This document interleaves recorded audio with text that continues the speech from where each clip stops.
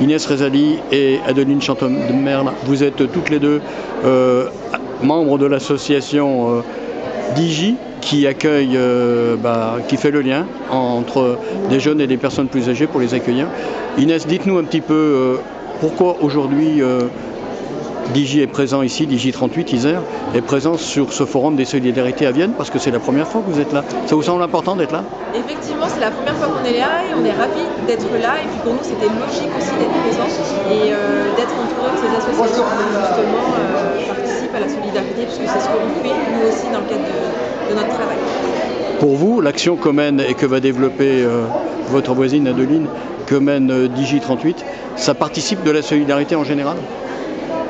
Je suis désolée, j'ai pas compris votre question. Est-ce que l'action que mène Digi 38 participe de la solidarité, fait partie de la solidarité? Ah, tout à fait. On voit bien que le lien intergénérationnel justement entre jeunes et seniors fonctionne totalement. On permet à un jeune de poursuivre ses études, de se lancer dans une vie active, en contrepartie de pouvoir se loger à moindre coût. Et la solidarité dans le sens inverse vers le senior, c'est que le jeune peut lui apporter des aides quotidiennes et surtout une présence rassurante et de la convivialité. Puisque majoritairement, les personnes qui accueillent sont veuves et sont seules.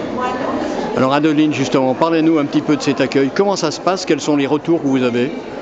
Écoutez, dans l'ensemble, les cohabitations se passent très très bien. Voilà, donc on reste en lien avec le binôme tout au long de la cohabitation, voilà, par téléphone. On reste disponible voilà, tous les jours. Et si besoin, on se rend également à domicile pour faire un point s'il y a besoin de reposer un peu le cadre en fait, avec le binôme. Voilà. Alors le fait qu'un ou une jeune cohabite avec un plus ancien, ça se fait sur la base d'un contrat aussi?